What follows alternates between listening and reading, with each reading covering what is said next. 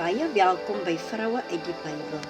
Hierdie is 'n reeks van plus minus 75% vroue in die Bybel, wat selde of nooit van gepraat word nie, of wat die oor nog nie gehoor het nie, wat ook in boekvorm gekry kan word, spesiaal vir vroue byeenkomste. Ek wil tog vra dat u moet subscribe, dit sal baie help om ander vroue te bereik. Dit help ook dat u nie een van die reekse misloop nie. Die teks van oordeenking is Genesis 34 vers 1.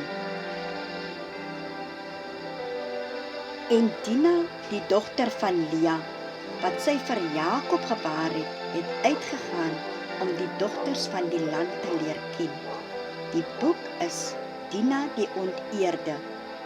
Die verhaal begin met Dina se een beslissende aksie. Sy waag dit buite haar pa se huis in die land Kanaan. Dina was die dogter van Lea, wat vir Jakob gebore is na haar 6 broers. Miskien was sy deur hulle bederf, soos dit dikwels met kleinsusters gaan. Haar naam beteken judgment, oordeel, veroordeel, geregtigheid of regspraak. Dina was nog 'n jong meisie toe Jakob en sy familie teruggekeer het na Kanaan. Sy was waarskynlik 13 of 14 jaar oud, aangesien dit die huwbare ouderdom was wanneer jong meisies van daardie tyd kon trou. Terwyl die familie naby die stad Sechem gestop het vir 'n lang tyd, het Dina na die stad gegaan om nog ander jong meisies van haar ouderdom op te soek. Dit is te verstaan dat sy iemand van haar ouderdom se geselskap sou soek, aangesien sy die enigste dogter was en heel moontlik alleen of eenkant gevoel het. Wat tragies is dat sy nooit 'n vriendin gehad het nie, maar dat 'n jong man van die grootste familie van die nabygeleë dorp haar toe verkrag het.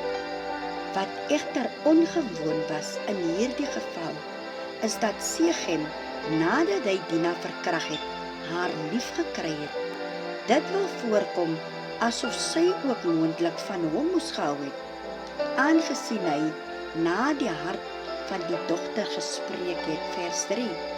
Verder het hy haar na sy huis geneem, wat ook nie blyk dat dit teen haar sin sou wees nie, waarna hy sy vader gepleit het om onderhandelinge te tref met haar familie, sodat hy haar as vrou kon neem. Toe Jakob dan hoor wat gebeur het met sy dogter, het hy aanvanklik niks gesê nie, totdat sy seuns teruggekom het van die veld. Teen daardie tyd het Hemor, die vader van Sechem, homself gereed gemaak om Jakob te nader met sy versoek.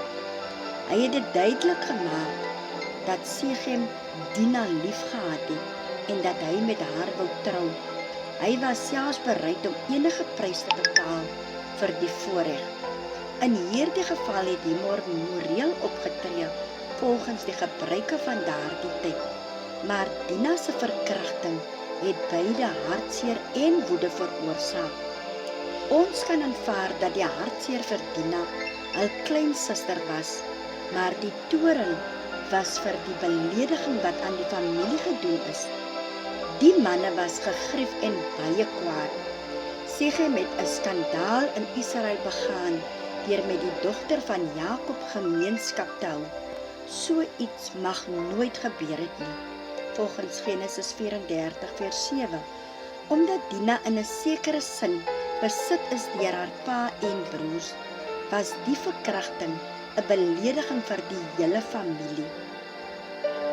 Ons moet verstaan dat vroue afhanklik was van die familie en seker het die manne van die gesin verantwoordelik gevoel teenoor haar om namens haar op te tree.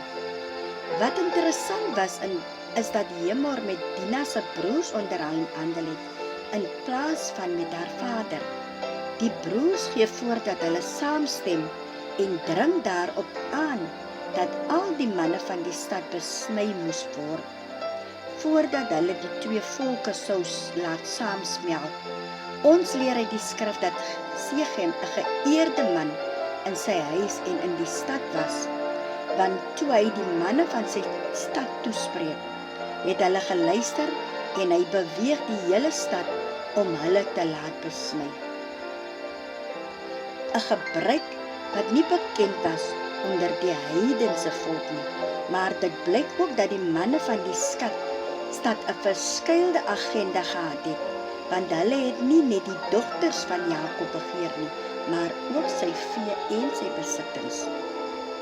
Sal dit nie ons sin wees nie? Laat ons net inwillig, sodat hulle by ons kan kom bly, woon, volgens vers 23. En terwyl die manne van die stad onbevoeg was om die operasie uit te voer, het Simeon en Levi na 3 dae sonder hul vader se medewete met hul swaarde na Sechem gegaan en wraak geneem teen die sorgelose stad. Terwyl die manne kragteloos van die pyn was, is hulle vermoor. Daarna het hulle ook vir Sechem en sy vader in hul eie huis gedood en saam met hul suster en die buit van die stad. Die stad se vroue en kinders as gevangenes teruggekeer na Jakob se kamp, volgens vers 25 en vers 26. Die verslag van Dina se verkragting bring die duidelike indruk dat die broer se sterkste motief in die komplot van wraak hulle oortuiging was dat hulle deur die verkragting beledig was en dit nie so sterk gegaan het oor haar gevoelens nie. Wat Dina ervaar het en wat sy deurgemaak het, was maar van min belang vir hulle. Hierdie verslag is belangrik vir die insigte wat dit bied in die ware situasie van vroue van daardie era. Ons word nie iets vertel oor Dina se gevoelens nie. Was sy bly om gered te word, of het sy ook 'n liefde gehad vir Sechem? Wat het gebeur met Dina? Na haar redding, hoe het haar pa, haar broers en ander familielede opgetree na die tyd met betrekking tot Dina se trauma? In plaas daarvan word ons gewys wat die reaksie van haar broers was, wat gevoel het dat die skande op hulle is en deur wraak te neem om die familie se eer te probeer herstel. Toe Jakob sy seuns bestraf het en gewaarsku het teen die potensiële vyandsigheid van die naburige stede rondom hulle wat in Kanaan woon, was die enigste verweer wat hulle gehad het. Hoe durf hy dan ons suster as 'n hoer behandel? Volgens Genesis 34 vers 31. Dit is moeilik om Dina se verhouding te beskryf, omdat daar so min van haar gesê word. Toe die seuns van Lea beding het met Hemor, die vader van Sechem, is dit duidelik dat sy nie teenwoordig was met die onderhandelinge nie.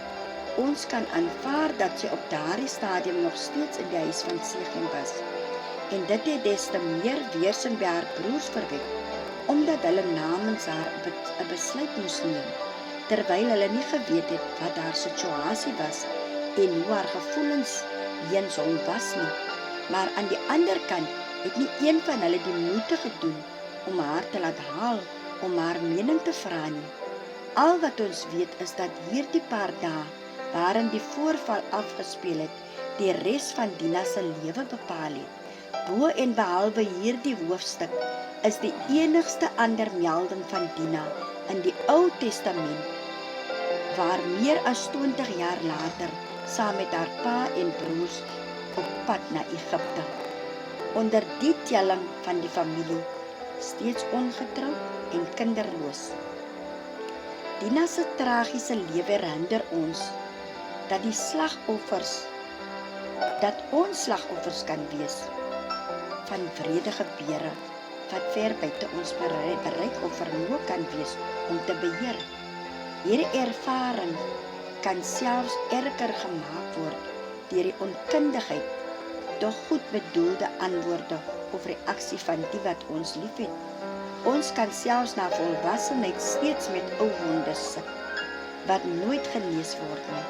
Maar in teenstelling met Dina, wat dalk nooit gehelp is om haar pyn te hanteer nie, is daar vandag oral hulp te verkry. Daar is soveel begaafde beraders, pragtige kinders van die Here wat selfs deur so 'n baie ervarings en traumas gegaan het, wat ook vir ons kan help en raad gee. Die belangrikste is egter om deur 'n groeiende en intieme verhouding met die Here dit te verwerk en vrede daarmee te maak, wat net die Here self kan bied.